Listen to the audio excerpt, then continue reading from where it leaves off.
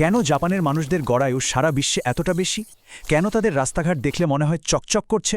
আর সেখানকার মানুষগুলো সবসময় এতটা শান্ত আর ফোকাস থাকে কিভাবে? এর পেছনে আসলে কোনো ম্যাজিক আছে কি? চলুন আজকে সেই জাদুকরী রহস্যটাই ডিকোড করা যাক। অনেকেই হয়তো ভাবছেন এটা তোদের জেনেটিক্স কিংবা স্রেফ ভালো ভাগ্য, কিন্তু একদমই না। শান্তিময় আর দীর্ঘ ১০০ বছরের জীবনের এই সিক্রেট আসলে কোনো জন্মগত ব্যাপার না। এর উত্তরটা লুকিয়ে আছে খুব ছোট, আমাদের চোখের সামনে থাকা অথচ প্রায়ই এড়িয়ে যাওয়া কিছু দৈনন্দিন অভ্যাসের মধ্যে। আমরা আজকাল কি করি? রাতারাতি নিজেদের পুরো বদলে ফেলার একটা অসম্ভব দৌড়ে নেমে পড়ি, আর রেজাল্ট ২ দিন পরেই হাঁপিয়ে উঠি, হাল ছেড়ে দিই। ঠিক এখানেই জাপানিরা আলাদা। তারা ওভারনাইট মেকওভারে বিশ্বাস করে না। তারা ফোকাস করে ছোট ছোট ডেলি হ্যাবিটের ওপর, যা ধীরে ধীরে ম্যাজিকের মতো স্থায়ী আর বিশাল একটা পরিবর্তন নিয়ে আসে। আজকের এই আলোচনায় আমরা পুরো ব্যাপারটাকে ৫টা সহজ ধাপে ভাগ করেছি: উদ্দেশ্য আর অগ্রগতি, শরীরের যত্ন, মানসিক দৃঢ়তা, সামাজিক সম্প্রীতি এবং সবশেষে কম্পাউন্ড এফেক্ট বা চক্রবৃদ্ধি প্রভাব। তো চলুন আর কথা না বাড়িয়ে সরাসরি মূল টপিকে ঢুকে পড়ি। আমাদের প্রথম সেকশন, উদ্দেশ্য এবং অগ্রগতি। চলুন দেখি কিভাবে কোনো এক্সট্রা প্রেশার না নিয়েই জীবনে অর্থবহ কিছু করা যায়। এই ধাপে প্রথম যে অভ্যাসটা নিয়ে কথা বলবো তার নাম কাইজেন। এই কাইজেন ফিলসফিটাই কিন্তু টয়োটার মতো কোম্পানিকে আজকে গ্লোবাল জায়ান্টে পরিণত করেছে। এর বেসিক আইডিয়াটা খুব সিম্পল: বিশাল কোনো চেঞ্জ আনার টেনশন না করে প্রতিদিন শুধু নিজের ১% উন্নতি করা। টার্গেট যখন এতটা ছোট হয় তখন আমাদের ব্রেন আর কাজটাকে ভয় পায় না। যেমন ধরুন, প্রথম দিনেই জিমে গিয়ে ১ ঘন্টা ঘাম ঝরানোর কোনো দরকার নেই, জাস্ট একটা পুশ আপ দিয়ে শুরু করুন। কিংবা ১ ঘন্টা বই পড়ার প্ল্যান বাদ দিয়ে শুধু একটা পৃষ্ঠা পড়ুন। শুনতে হয়তো খুব সামান্য লাগছে, তাই না? কিন্তু এই একটা পুশ আপ বা একটা পৃষ্ঠায় বছর শেষে বিশাল এক পাহাড় সমান রেজাল্ট এনে দেবে। এরপরের দারুণ কনসেপ্টটা হচ্ছে ইকিগাই। জাপানের ওকিনাওয়ায় মানুষ যে অনায়াসে ১০০ বছর বাঁচে তার পেছনের সিক্রেট কিন্তু এটাই। তাদের সবারই সকালে ঘুম থেকে ওঠার একটা স্পেসিফিক কারণ বা ইকিগাই থাকে।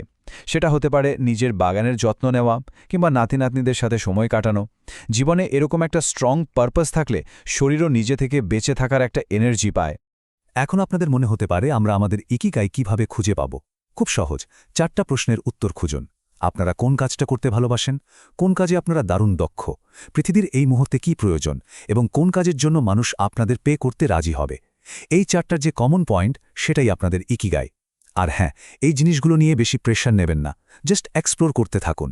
বাই দ্য ওয়ে, আজকের এই আলোচনা যদি আপনাদের একটুও কাজে লাগে তাহলে কিন্তু ক্যারিয়ার নলেজ চ্যানেলটি এখনই সাবস্ক্রাইব করে বেল আইকনটা অন করে রাখতে ভুলবেন না। আমরা রেগুলার এমন লাইফ চেঞ্জিং টপিক নিয়ে আসি।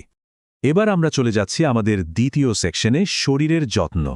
জাপানিদের থার্ড হ্যাবিটটা হলো হারা হাচিবু। এটা আসলে খাওয়ার সময়কার একটা ছোট্ট কিন্তু পাওয়ারফুল প্র্যাকটিস। ওকিনাওয়ার মানুষজন যখন খেতে বসে তখন পেট পুরোপুরি ভরার আগেই তারা খাওয়া থামিয়ে দেয়, যার ফলে ওভার ইটিং বা অতিরিক্ত ওজনের মতো সমস্যাগুলো তাদের ধারে কাছেও ঘেঁষতে পারে না। এই ৮০% রুলের পেছনে সায়েন্সটা কিন্তু মাথা নষ্ট করার মতো। আমাদের পেট যে ভরে গেছে, এই সিগন্যালটা ব্রেনে পৌঁছাতে প্রায় ২০ মিনিট সময় লাগে। তার মানে যখন আমরা ফিল করি যে পেট একদম ফুল, ততক্ষণে আসলে আমরা প্রয়োজনের চেয়ে অনেক বেশি খেয়ে ফেলেছি।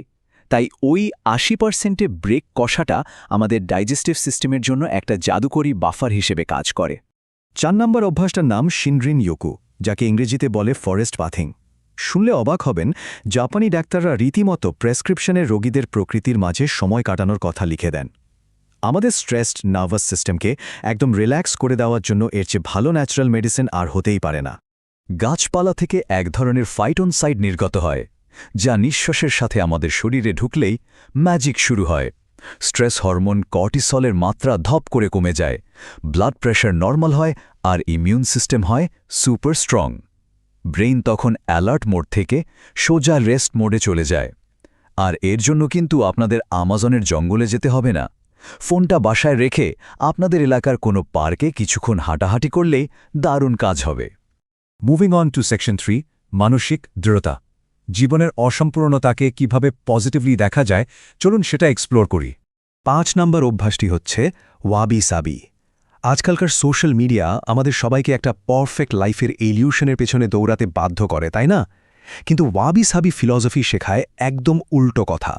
এর মানে হল অসম্পূর্ণতার মাঝে লুকিয়ে থাকা আসল সৌন্দর্যটাকে ফিল করা। সবকিছু নিখুঁত হতেই হবে, এই মানসিক প্রেশার থেকে নিজেকে রিলিজ দেওয়া। একটা দারুণ কথা আছে জানেন, একটি ফাটল ধরা চায়ের কাপ মানেই সেটা ভাঙা নয়, বরং এটা তার অভিজ্ঞতার প্রমাণ।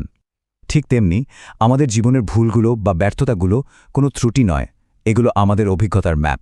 সবকিছু ঠিকঠাক করার এই ইঁদুর দৌড় থেকে একটু ব্রেক নিন না। 6 নম্বর পয়েন্টে আছে গ্যামেন। না, এটা কোনোভাবেই নিজের ইমোশন চেপে রাখা বা টক্সিক পজিটিভিটি নয়। গ্যামেন মানে হলো ডিফিকাল্ট সিচুয়েশনে অভিযোগের বাক্স না খুলে নিজের আত্মমর্যাদা বজায় রেখে পরিস্থিতি ফেস করার নীরব একটা শক্তি। সবাইকে ডেকে ডেকে নিজের কষ্টের কথা বলার দরকার নেই, নিজের রেসপন্সিবিলিটি নিয়ে শক্ত হাতে সামনে এগিয়ে যাওয়াই হলো গ্যামেন। আমাদের চতুর্থ সেকশন হল সামাজিক সম্প্রীতি। এই সেকশনের মূল অভ্যাসটি হচ্ছে ওমোয়ারি, যা আমাদের 7 নম্বর পয়েন্ট। এর মানে হলো অন্য মানুষের প্রয়োজনটা আগে থেকে বুঝতে পারা আর সে অনুযায়ী রেসপেক্টফুল বিহেভিয়ার করা। জাপানে মানুষ পাবলিক ট্রান্সপোর্টে খুব আস্তে কথা বলে যাতে অন্যের ডিস্টার্ব না হয়। মজার ব্যাপার হলো যখন আমরা সেলফ সেন্টার না হয়ে অন্যের কথা ভাবতে শুরু করি তখন কিন্তু আমাদের নিজেদের স্ট্রেস লেভেল ম্যাজিকের মতো কমে যায়। একটু ভেবে দেখুন, সমাজের প্রতিটা মানুষ যদি অন্যের লাইফটাকে একটু ইজি করার চেষ্টা করে তাহলে মিউচুয়াল ট্রাস্ট কতটা বেড়ে যায়। তখন আমরা আর একা থাকি না, চারপাশের পুরো সমাজটাই আমাদের জন্য একটা বিশাল সাপোর্ট সিস্টেম হয়ে দাঁড়ায়। ফাইনালি আমরা চলে এসেছি আমাদের পঞ্চম সেকশনে, চক্রবৃদ্ধি প্রভাব বা কম্পাউন্ড এফেক্ট। চলুন দেখি এই সবগুলো ছোট ছোট পিস একসাথে কিভাবে বড় পিকচারটা তৈরি করে। আমাদের 8 নাম্বার এবং আজকের আলোচনার শেষ অভ্যাসটি হচ্ছে কিনসুকি। জাপানিরা যখন কোনো মাটির পাত্র ভেঙে যায় সেটা ফেলে দেয় না, তারা সেই ভাঙা অংশগুলো সোনা দিয়ে জোড়া লাগায়। মানুষের জীবনের এর চেয়ে সুন্দর রূপক আর কি হতে পারে। জীবন আমাদের ভাঙবে, কিন্তু সেই ভাঙন থেকে নিজেকে নতুন করে জোড়া লাগানোর পর আমরা আগের চেয়েও বেশি স্ট্রং আর ভ্যালুয়েবল হয়ে উঠি। নিজের ক্ষতগুলোকে লুকাবেন না, এগুলোই আমাদের জীবনের গোল্ডেন হিস্ট্রি। তো সব কথা শেষ কথা হলো, আজ থেকে যে আপনাদের এই 8টা অভ্যাস একবারই শুরু করে দিতে হবে এমন কোনো কথা নেই। জাস্ট যে কোনো একটা ছোট অভ্যাস বেছে নিন এবং সেটা কন্টিনিউ করুন। আপনাদের প্রতিদিনের এই ছোট ছোট চয়েসগুলোই দেখবেন একদিন কম্পাউন্ড ইফেক্টের মাধ্যমে আপনাদের পুরো লাইফস্টাইলটাকে দারুণভাবে বদলে দিয়েছে।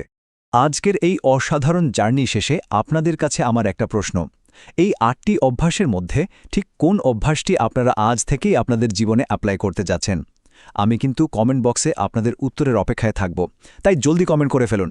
আর হ্যাঁ, আজকের এই এক্সপ্লেনারটি ভালো লাগলে লাইক বাটনে একটা হিট করে দিন আর ক্যারিয়ার নলেজ চ্যানেলটি সাবস্ক্রাইব করে আমাদের এই নলেজ শেয়ারিং কমিউনিটির সাথেই থাকুন।